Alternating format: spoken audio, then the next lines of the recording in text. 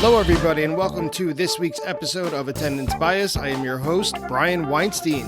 Today's episode is kind of a mini episode slash preview slash kind of freeform, looking ahead to Mexico 2022. And if all goes as planned, this episode is airing about a day before Fish takes the stage.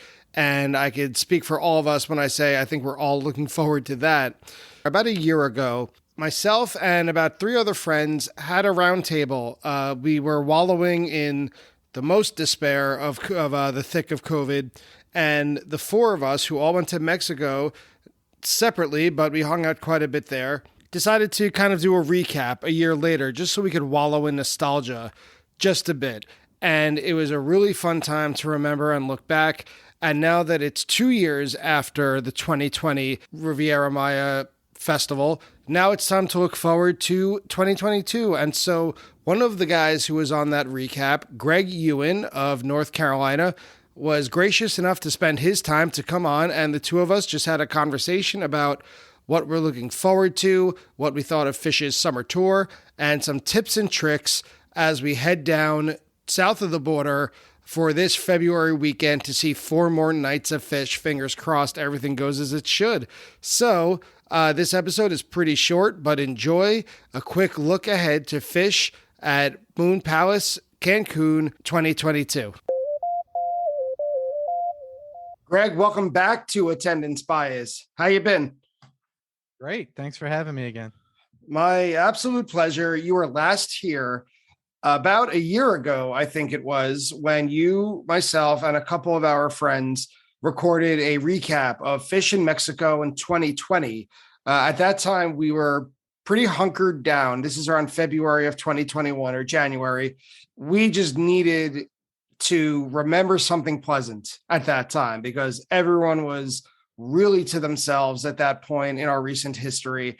And it's almost like if you've ever read the young adult book, The Giver, where memories create different emotions in people. They don't experience them themselves, but when they remember something, they still feel the genuine emotion. And for me, Mexico 2020 is that memory. It really makes me feel so joyous as if I were there in the moment. Yeah, it's still one that I go back to as well. And, sort of started to thinking about this year coming up. All the memories came back from the last one. That is why we're here. So this is a unique episode of Attendance Bias because we don't have a show that has occurred yet. So this is a preview, which I've never done before. And I'm a little bit excited and a little unsure. Come what may, let's dig into it. So for everyone listening at home, Greg Ewan, he and I have been chatting for years now on a Fish message board. And we've met for the first time, I believe, in 2020 at Moon Palace. We've been in touch since. And we are here now. We both were lucky enough to get a reservation for this upcoming year, 2022, at Mexico. And we're here to talk about it. So, Greg, before we get into Mexico, let's learn a little bit about you as a fan. And we're going to get into the Attendance Bias Lightning Round. Attendance Bias Lightning Round. Greg, when was your first Fish show? Hampton, October 25th, 1996. And what do you remember about it? I don't think I've heard it before. It's funny. I don't remember anything specific about it. And I wasn't even 100% sold at that point that I was going to go see them a bunch of times. But I do remember they played Stash. And that was the song that had sort of prompted me to go see them. That was sort of my first love with Fish. How old were you at the time? Where were you in life? I had graduated from college earlier in that year. So I had not quite started my professional career. And so I was kind of in the in-between phase of living at my parents' house. Being a mooch. And so you were born and raised in Virginia? Yeah, I grew up in Virginia Beach. So the Hampton is kind of like my home base. Hampton and Portsmouth, those venues, Virginia Beach, obviously. Now I live just a little bit south of there, across the state line on the way to the Outer Banks. So if Hampton was your first Fish show in 96, what was your most recent one? Atlantic City last summer. And that's the only show that I saw last year. But man, what a great set of shows. Yeah, I was there too. And it was the only set of shows that I saw as well since New Year's Eve. And the run there was moved to this coming April. You just said, what a set of shows. What do you remember about that? Like, what did you like the most about AC? Well, aside from finally getting to see Reba, That's right. I had to go over 90 shows in like 25 years to get it. And really that second night for me, I had kind of a transcendental experience. The whole weekend was fun, but I remember that night, aside from the Reba, I remember No Quarter, which is one that I really wanted them to do, coming out of nowhere. I couldn't even tell you all the songs they played. I just remember that night I had the most amazing time. Other than Fish, what's the band that you've probably seen the most live? That's not a probably. It's 100% Slayer. Really? I don't have a show count, but it's between 20 and 30 somewhere. If you were to introduce someone who had never heard Fish before, what would you choose to introduce them? Hey, I try to, it's funny because I really stray away from trying to turn people on to Fish because it seems like it's a recipe for disaster. I take whatever was the latest thing that they had out at the time. So right now I would say Sigma Oasis, because I would want that person to go to a show and see the band to really get the experience and understand why. And then they would be likely to hear at least one or two songs of the newer material probably played in a show these days. So there would be something to hold on to. And it's either that or I would take like a really, really long tweezer and say, listen to this. And if you don't like this, then you're not going to like it. They're like the, sort of the extremes. Yeah. Right? You want something that might be familiar to you. And it's at least on the recorded versions, they're kind of whittled down, right? So it's digestible for somebody that might not know what to expect when they get into the improv. But the other end of it is let's just go full bore and say, fine, take the like Bozeman tweezer. If you don't like this, you're probably not going to like this band. What is your most controversial Fish opinion? You kind of touched on it a minute ago that there are a lot of great songs in the 3.0 era. I am unabashedly a fan of almost all of their songs. I'm not in that group of jaded fans that says, I can't enjoy a show if it's mostly 3.0. I think they've got some great songs, and a lot of some of the best jams they've ever done have come out of those songs. I agree with you there. I think that it all goes back to the fact that ever since their inception, basically, their improvisation, their best improvisation, comes from whatever they're most excited to play. And no matter what era you pull them, they're always most excited to play their newest songs. Yeah, no, I think you're exactly right. Absolutely. What is your favorite post-show snack? Taco flavored Doritos. If I can find them, I will buy them, everything that they have in this. You don't get them down here but like once a decade. I discovered that at Merriweather, there's a Wegmans not far from Merriweather, and most of the time. So usually when we get up there the first day, we'll go by there and pick up like 4 or 5 bags. And I usually keep 1 or 2 in the car that I don't let anybody know that I have, so that they make the trip home with me. The most recent time that they played at Merriweather, I forget what year that was, that I saw them at least, I was able to sneak in half a Wegman sub into the show. Nice. It was my most stealth move ever. Like, I found my seat, I sat down, and I had half of Danny's favorite right before the first set started. I was so proud of myself. That's fantastic. It doesn't really speak to security at Merriweather, but good for you. God bless them. But it was from that exact Wegmans that you're talking about. Final question of the lightning round. What is the weirdest thing you've ever seen at a Fish show? Normally I would have to think about this, but I know for a fact it's the full size, in fact, I'd say about 6 foot tall Oompa Loompa dancing behind me during Chalk Dust Torture at Hampton 2004. I remember that it was just a couple minutes after the show started. It was the opening number, and my buddy taps me on the shoulder and he says, "Look, don't look behind you right now."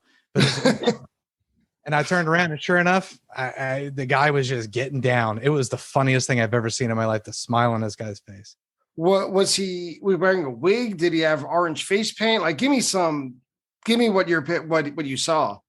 Full regalia. I mean, the overalls, green hair, the orange makeup with the like white eyebrows and everything. I mean, he had gone all out. And I don't know that he wasn't actually an Oompa Loompa, aside from the fact like the blown up version of one, the Stay Puffed Oompa Loompa. I don't know exactly how many people listen to this podcast, but if you were at Hampton 2004 and you were dressed up as an Oompa Loompa and you're about 6 feet tall, get in touch with me because I really want to talk to you all of a sudden.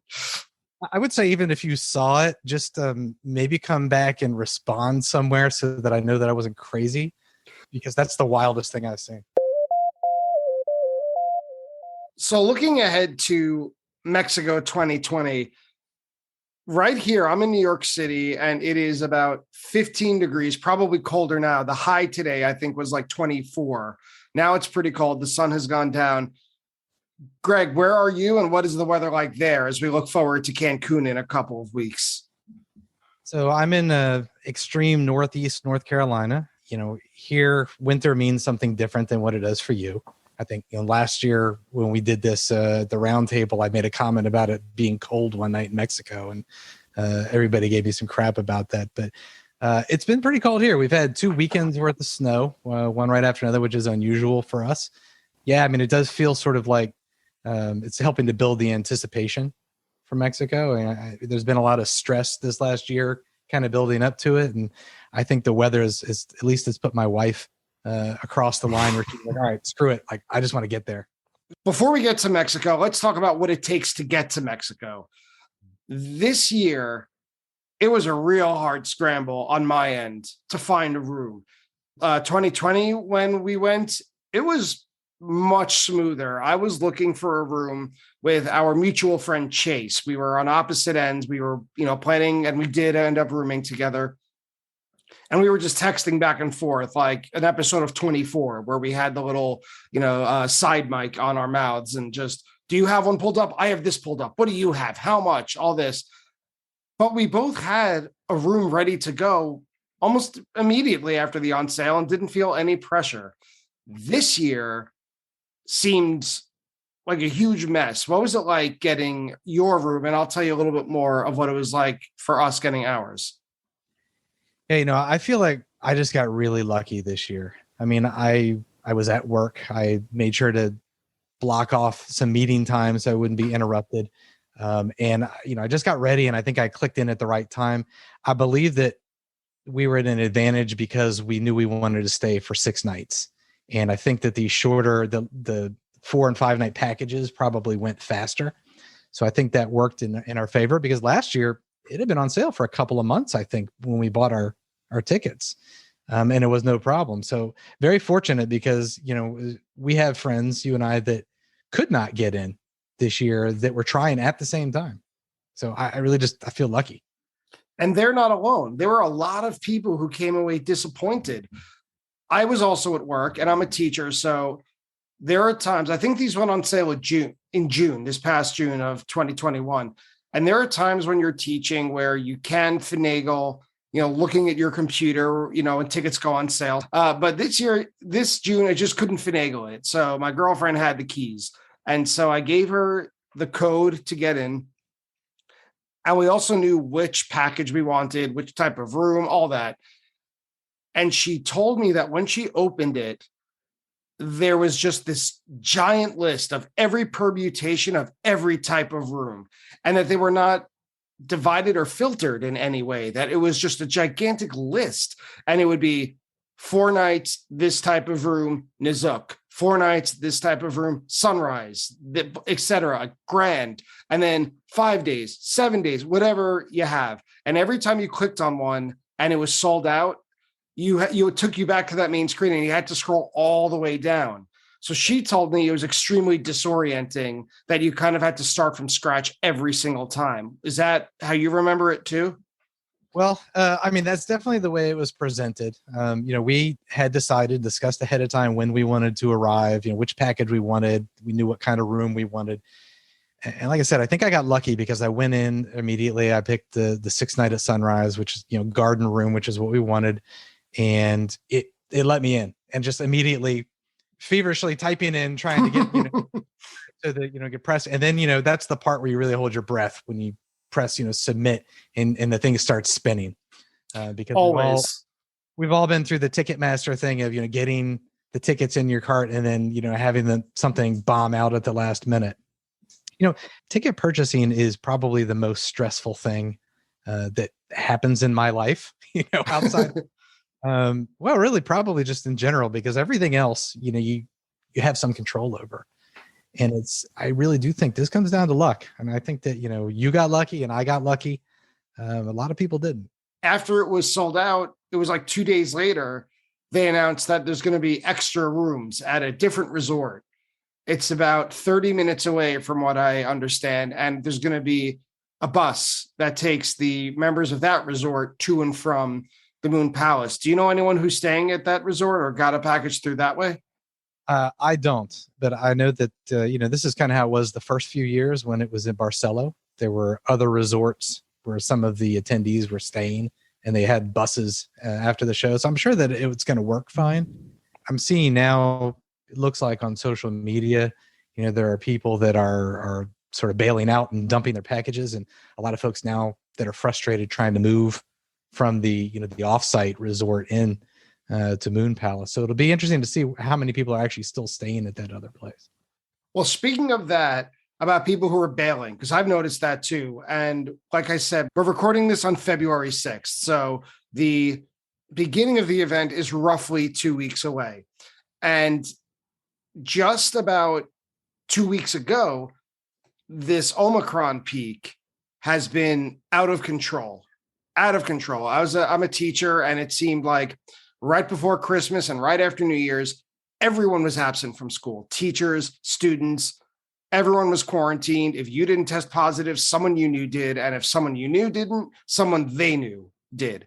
And that was right around the time when Cash or Trade started listing endless transfers or opportunities for people. Here's, take my wristband, take my room, reservations. And now it seems to have evened out. That was also around the time that Dead and Company, they had their event, right, called Playing in the Sand, that was canceled, outright canceled, while some people were in the air on a plane on their way to the Playing in the Sand event to Cancun. What was your reaction when you heard that? No, I wasn't totally surprised because of the fact that, a couple of the band members had already dropped out, right? So Billy, had come out early saying he wasn't going to be there, and they pulled a pinch hitter for him. And then when John Mayer went, even though it doesn't seem like that should derail, a dead project, at some point you got to wonder, how is this going to go on? I think that it sounds like they did right by the people that were there. As I understood it, they refunded the purchase price of their trip and allowed them to stay there for the period that they were booked. And I'm sure that people made the best lemonade that they could with it. But that was the point where I started to get really nervous because where we are, we're probably a month behind New York in terms of the waves, at least historically. And that was right around the time it was really starting to make the news here. It's like the first or second week of January, after the holidays. I can tell you, in my office was quite empty with, so many people being sick then. I don't know. That was the first point where I started to get a little worried that, man, maybe this thing's not going to go on. And I sure hope if it doesn't go on that it gets rescheduled and not canceled, because I don't want to go through the stressful ticket. Are you surprised that it's still on at this point as of February 6th? Yeah, no, I don't think if they were going to cancel something, I think it would be very close to the date. And seeing as how the last few of the big events down there have gone on, I think as long as the band is healthy, that the event will go on. I've seen rumors about if more than half the people ask for refunds, they're going to cancel it. But I can't see more than half the people asking for refunds and other people not buying up those rooms. I agree. I don't think enough people are going to ask for refunds. I think Fish is a different mindset than Dead and Company.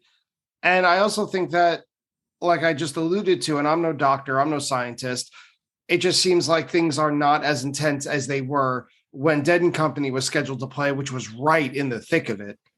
Yeah, I mean, we had a little bit of time to digest what Omicron was going to be like. And it seems by and large, people are a little less nervous, I think, about their own health. People are fatigued, maybe, I don't know. But, we talked about it, okay, if they issue refunds, what do we want to do? And my whole thing is you go through a lot to get to these shows. It's no different than going to a festival and waiting in 40 hours of traffic. They're going to reward you for showing up. The reward may be just 4 fantastic concerts in a row.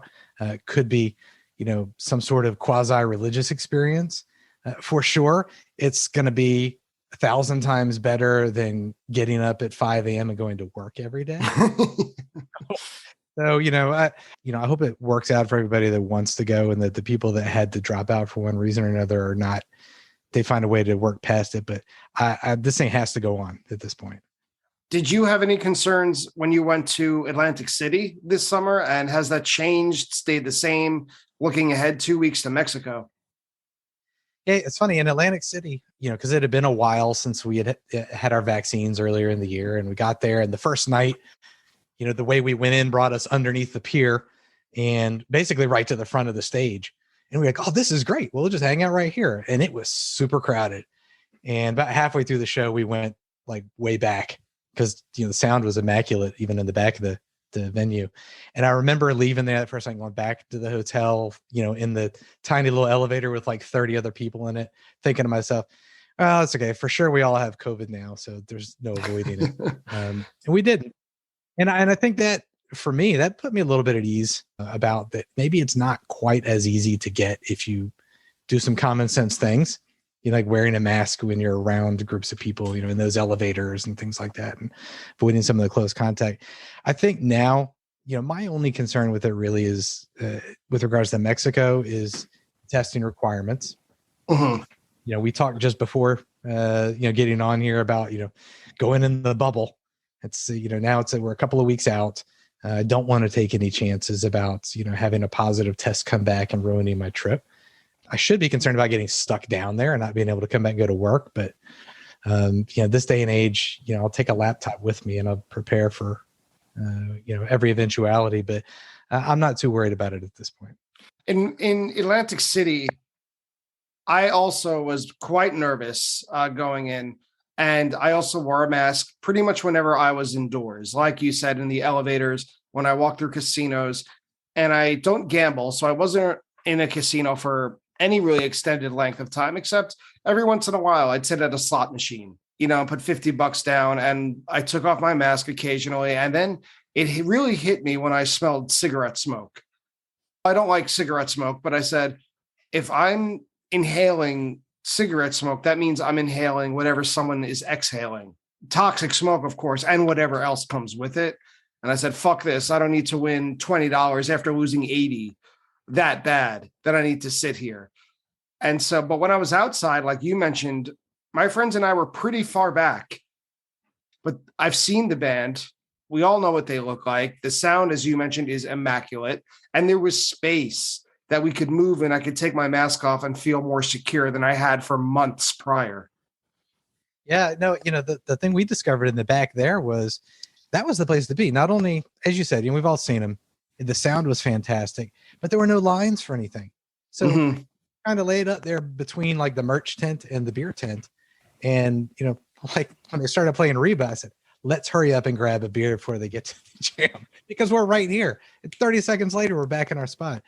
For me, that was something that made me feel a little bit safer about going to shows. And that was the first concert that I had been to really since the pandemic started. And so I've been to some shows, indoor shows and things since then. And I think I, sort of applied the same, lessons that I learned there about, yes, all right. Like you said, with the cigarette smoke, I noticed that first thing in the elevator. There was a girl in there and she hit her vape pen, and as I watched it disperse around the elevator, I was like, wow, okay, we really are all sharing the same air. And so, I've taken that forward with me. But I think this thing in Mexico, it's nice that they've got the vaccination requirements. I think there, maybe are a lot of people that will get around that because they're buying wristbands from somebody else, but I don't even care. So, taking a more positive spin on it, what are you looking forward to the most this year? Oh my gosh. I mean, it's the same thing that this will be our third time to Mexico.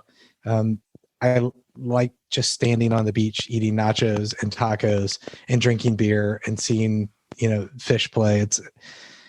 It's like all of the things that if I could take my dogs there, I was already going, I would literally have everything that matters in life right there.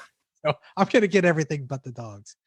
And last time when we went in 2020, you were with your daughter and your wife, and I think your cousins, right? So who's coming this time? My wife and my daughter are coming again. Cousins aren't coming this go around, but I'm sure that they will be jealous to hear about the stories. Probably as long as we can afford this may become a family tradition. I think That's when sweet. we were there last year, somebody said, if you want to make something a tradition, just do it twice. And so we'll see. My girlfriend and I go to White Castle every Valentine's Day, and we've done it 3 times now. So now it's a firmly established tradition. Can't break it. That's a lot less expensive than going to fish in Mexico. That's true, but just as meaningful. What I'm looking forward to the most, I think, and this sounds pretty abstract and kind of a hippy dippy answer, but I'm looking forward to the vibe more than anything. I remember the greatest thing, and I mentioned this on our recap, that you mentioned the stress of getting tickets. To me, I am so neurotic that I get very stressed out leading up to a Fish show. I get a lot of anxiety, and I know a lot of people do that. For what it's worth, there's a lot of planning. When people talk about personal care, there's a lot you got to schedule and measure out from almost the end of the night moving backwards, where it's like, what time do you have to leave for the venue? Are we going to park there? Are we going to take a train or public transport? If we do, what time? Are we going to eat beforehand? If so, where do you want to go? And if you're with a group, it becomes that much harder to coordinate. In Mexico, all of that melts away. Everything is within literally 100 feet. Right. There's something nice about that, like literally being free of time. And that's what I need more than anything. I have to be at work at a certain time. I only get to make phone calls. I only can go to the bathroom within certain minutes of the day. And so to have that luxury that you just mentioned of having no clocks is worth whatever this costs, which I've stopped counting by now to avoid any sort of buyer's remorse. Yeah. It's funny. I think to that, the lyrics of Sense and Subtle Sounds, and, kind of is about that, right? So stop looking at, trying to count everything and keep track of it all. And if you just can stop and enjoy the moment, and that's what you get to do there. Yeah. Just enjoy them one by one, right? Is what the song says. Are there any songs that you haven't seen yet that you're just dying to see in Mexico? There are some I haven't seen and some that I haven't seen in a very long time. I really want them to play Dog Log again. It's been a lot of years since I've seen that. I don't think I've seen it since 1.0. And I just love that song. I really, really want to see them play Sightless Escape, which I think have only done once or twice. It was one of the Ghosts of the Forest songs that was not on the record. But it's got a very cool sort of surf rock guitar vibe to it. I think Monica is decided we're going to petition for them to play Sing Monica. And so I threw the caveat on only if it has like 5 minutes of Trey shredding at the end of it. Covers are a big deal for me. When we went to Mexico last time, I had never seen or heard them play Have Mercy. And that was like on a bucket list sort of thing. And they played it, right? I don't remember which night it was, but I was just thrilled. And you remember my reaction when they played Sea and Sand by The Who. I could have died right then and died happy. That was classic. I don't know that I've ever seen anybody that happy. You had the biggest smile. Well, I hope I get that happy again. If you could pick a song out of thin air, a cover that they've never played before, and they would debut it down there, my thought would be Eminence Front by The Who. Of course, it's The Who, but I think they would just tear that one up. What about you? Any songs that in your wildest imaginations, Fish could play this off a jukebox and you would be thrilled? Yeah, 100% Bang a Gong from T-Rex. I've been putting that out to the universe. That sounds like a song to me that they would just kill, and I need to hear it. What tips and tricks do you have? Any advice? This is going to be your 3rd time going to Mexico? Yeah, this will be our 3rd time. Okay. So share some of your wisdom with us. Some things that if it's someone's first time and they've never been, 3 or 4 tips and tricks you would give them to have a great time. All right. First off, if you're a person that likes to eat in the fancier restaurants, you make sure you bring a pair of pants and make your reservations as soon as you get there, because I don't think that Moon Palace allows you to make them beforehand.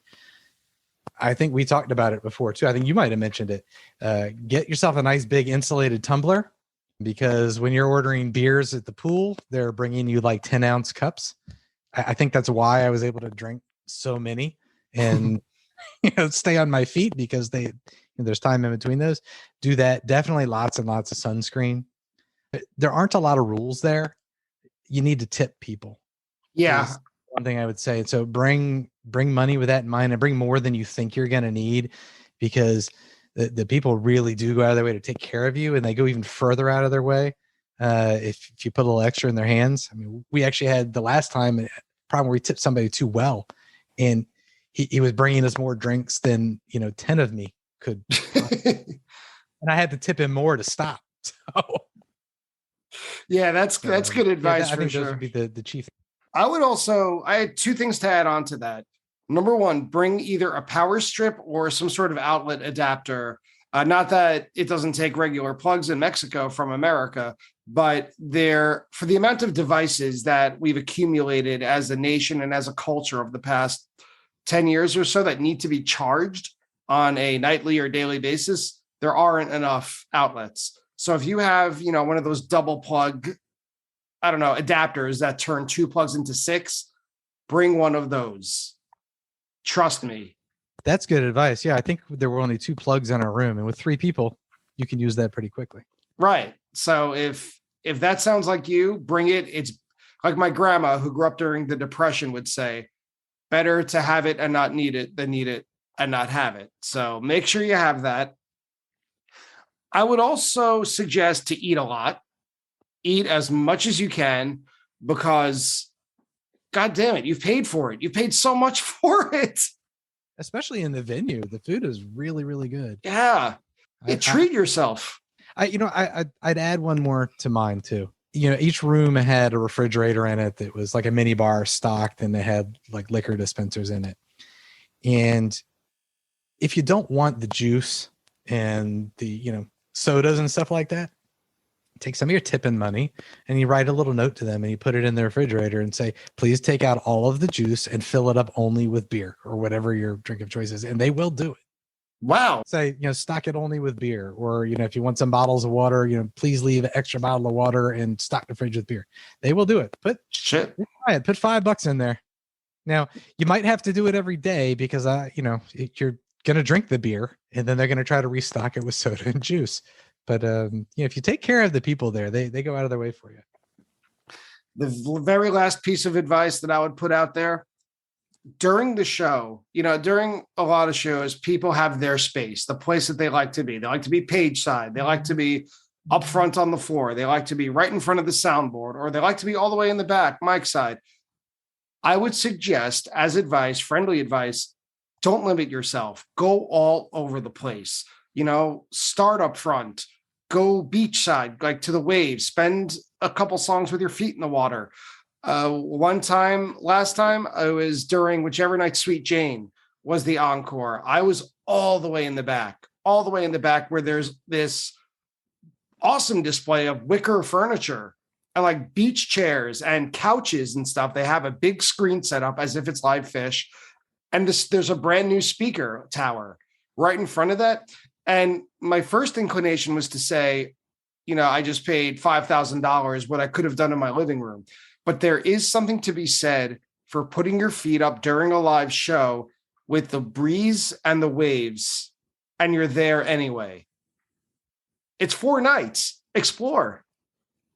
Yeah, we didn't try that. I know what you're talking about, the area with the chase lounges, right? Yes. When you came in.